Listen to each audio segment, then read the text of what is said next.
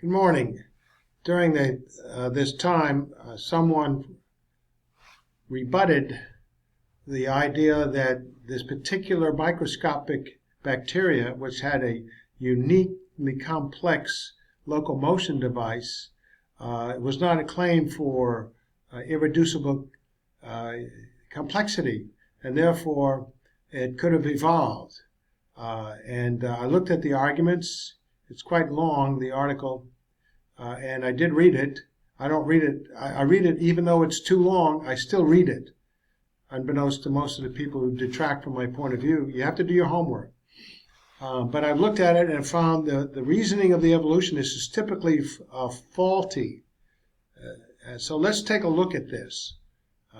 We're going to look at the website here and then go to the index, the letter B for bacteria, and we go on down to here. Bacteria flagellum, that's the locomotion, the complex locomotion system that this one particular bacteria has that's really very, very uniquely and complexly designed. And the evolutionists said, well, no, because. And all of the becauses are not good logical arguments. So I've endeavored to rebut this. So we'll take a look at it and see how far we can go on it. The flagellum unspun, the collapse of irreducible complexity, which this Kenneth Miller, University of Providence, Rhode Island, he says, well, this completely destroys anything to do with creationism and evolutionist science. Okay, so he starts off with, almost from the moment The Origin of Species was published in 1859, the opponents of evolution have fought a long, losing battle against their Darwinian foes. Today, like a prize fighter in the late rounds, losing badly on points, they've placed their hopes in one big punch, a single claim that might smash through the overwhelming weight of scientific evidence to bring Darwin to the canvas once and for all. Their name for this virtual roundhouse right is intelligent design. And in the last several years, the intelligent design movement has attempted to move against science education standards in several American states, most famously in Kansas and Ohio.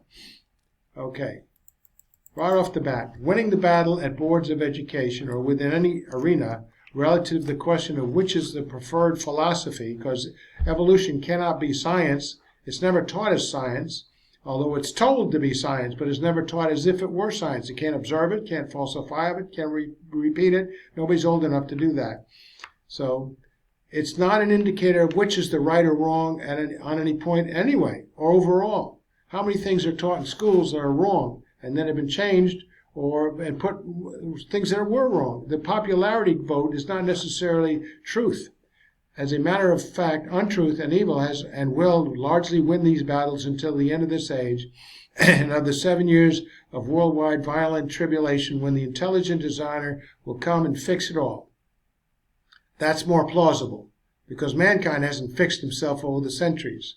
The greatest discovery that mankind has revealed about himself throughout all of his history is that even in the good that he does, there is inevitably contained evil. No matter how forgiving you may be on mankind's history, I look at Alexander the Great, and all he did was just keep on fighting and killing people. And then he builds a few libraries. All right. The principal claim made by adherents of the creationist view is that they can detect the presence of intelligent design in complex biological systems. Certainly, in rebuttal, this applies to the evolutionist point of view as well, for you all have implied and have outwardly stated that the universe, and especially the earth, have such an awesome, inexplicably complex order and then far beyond the capacity of man to understand it and create anything within the universe that even compares to the simplest of life forms. So I am surprised that you refuse to consider the possibility of an intelligent agency, however you want to call it. You have become attached to the belief system of evolution without scientific proof that there actually has been evolution over great periods of time that creates one species after another. one into another. Remember, observability of an actual evolvement of one complete species into another repeatedly, and repeatability of that precise event again and again, and falsifiability, control of that event over and over again, is the issue, and it's not been done. Your rhetoric is not scientific, rather demeaning and ridiculing and shameful. Can a true scientist actually rule out such due to personal preference? Man has not even discovered an accurate progression of a life form and how it might have scientifically evolved into another without forcing assumptions to be true, circular reasoning, in order to prove out these assumptions. After so many years have gone by and still there has been proved no intermediary life forms discovered, especially one that completely rules out a creator of far greater intelligence than man can conceive of, who created all life forms, even those of similar design, without having to have them evolve, but including a marvelous capacity within each species of variation within that species, whose motivations are largely not well perceived, albeit they are largely made clear in the one reliable book for all men to understand. Guess what that book is? Well, the professor goes on to say, as evidence, they cite a number of specific examples that we creationists, including the vertebrate blood-clotting cascade, the eukaryotic cilium, and most notably the eubacteria flagellum. We'll touch upon two of these. Of all these examples, the flagellum has been presented so often as a counterexample to evolution that it might well be considered the poster child of the modern anti-evolution movement. Variations of its image, figure 1 below, now appear on the web pages of anti-evolution groups like the Discovery Institute and on covers of intelligent design books such as William Dembski's No Free Lunch. To anti-evolutionists, the high status of the flagellum reflects the supposed fact that it could not possibly have been produced by an evolutionary pathway. All right, let's investigate. Here's your figure 1. The elephant in the room, that I say, is the persistent refusal to consider the plausibility of an intelligent creator-designer, which is largely ruled out for no good reason, just personal preference. The universe is, after all simply complex and hence intelligent. You could say kind of like less intelligent, many billions of years, many trillions of examples and attempts and innumerable failures, and we finally get something that does something very elementary, and then we go through that whole process again, and finally we get maybe what this is. The eubacterial flagellum. The flagellum is an ion-powered rotary motor anchored in the membrane surrounding the bacterial cell. Very microscopic. This schematic diagram highlights the assembly process of the bacterial flagellar filament and the cap filament complex. The outer membrane is the OM-PG layer and IM and cytoplasmic membrane. Now we have pictures of this in more detail under the letter B, bacterial flagellum. And you can look at these from the creationist article. But this is a very complex issue.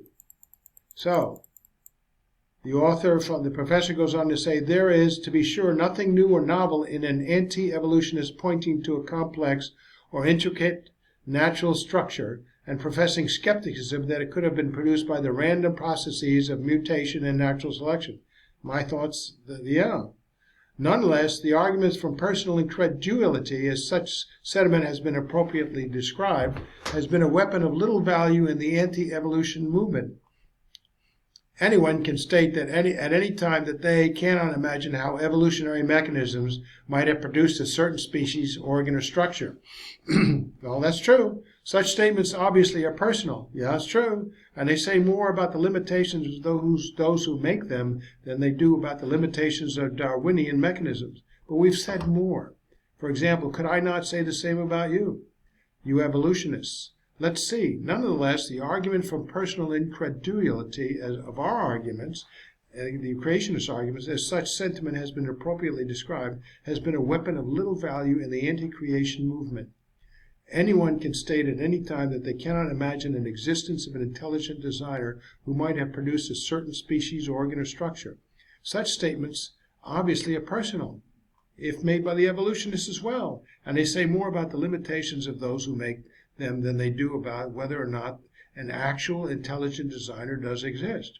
You say the universe is really, really complex and intelligent. Origin of it. Somehow. Well, maybe an intelligent designer. The hallmark, professor goes on to say, of the intelligent design movement, however, is that it purports to rise above the level of personal skepticism. It claims to have found a reason why evolution could not have produced a structure like the bacterial flagellum, a reason based on sound, solid scientific evidence. Well, let's see. Let's see what he says. Why does the intelligent design movement regard the flagellum as unevolvable? Because it is said to possess a quality known as irreducible complexity. Irreducibly complex structures, we are told, could not have been produced by evolution or, for that matter, by any natural process. They do exist, however, and therefore they must have been produced by something. That something could only be an outside intelligent agency operated beyond the laws of nature, an intelligent designer. That, simply stated, is the core of the new argument from design. I can't argue with that. And the intellectual basis of the intelligent design movement. Well, here's my point. Ignoring the investigation of the probability of the eubacterial flagellum evolving versus the estimated age of the universe versus an intelligent designer's existence is simply not scientific nor credible. The elephants in the room, 3 elephants in a room, you still have to address that and refute them. Only because the majority of mankind has been brainwashed, the reason for the worldwide flood in the first place, can man dare to say that there is no creator, intelligent designer because we have voted him out of existence by personal preference. Mankind who can't even find one missing link after all this time. Well, the great irony of the flagellum's increasing acceptance as an icon of anti-evolution is that fact that the research had demolished its status as an example of irreducible complexity almost at the very moment it was first proclaimed. The purpose of this article is to explore the arguments by which the flagellum's notoriety has been achieved and to review the research developments that have now undermined the very foundations of those arguments. The argument's origins. The flagellum owes its status principally to Darwin's Black Box, author Behe, Michael Behe, by a book by Michael Behe, that employed in it a carefully crafted anti-evolution argument, building upon William Paley's well-known argument from design. Behe sought to bring the argument 2 centuries forward into the realm of biochemistry. Like Paley, Behe appealed to his readers to appreciate the intricate complexity of living organisms as evidence for the work of a designer. Unlike Paley, however, he raised the argument to a new level, claiming to have discovered a scientific principle that could be used to prove that certain structures could not have been produced by evolution. And that principle goes by the name of irreducible complexity. I can't disagree with it so far. An irreducibly complex structure is defined as a single system composed of several well-matched interacting parts that contribute to the basic function, wherein the removal of any one of these parts causes the system to effectively cease functioning. Why would such systems present difficulties for Darwinism? Because they could not possibly have been produced by the process of evolution. Behe wrote, an irreducibly complex system cannot be produced directly by numerous successive slight modifications of a precursor system, because any precursor to an irreducibly complex system that is missing a part is by definition non-functional. Now that's relative to that one particular species. Since natural selection can only choose systems that are already working, then if a biological system cannot be produced gradually, it would have to arise as an integrated unit in one fell swoop for natural selection to have anything to act on, which then demands an intelligent design by an intelligent designer. The phrase numerous successive slight modifications is not accidental. The professor goes on to say, the very same words were used by Charles Darwin in The Origin of Species in describing the conditions that had to be met for his theory to be true. As Darwin wrote, if one could find an organ or structure that could not be formed by numerous successive slight modifications, his theory would be absolutely break down. To anti-evolutionists, the bacterium, the old flagellum, is now regarded as exactly such a case, an irreducibly complex system. which cannot be produced directly by numerous successive slight modifications. A system that could not have evolved a desperation punch that just might win the fight in the final round.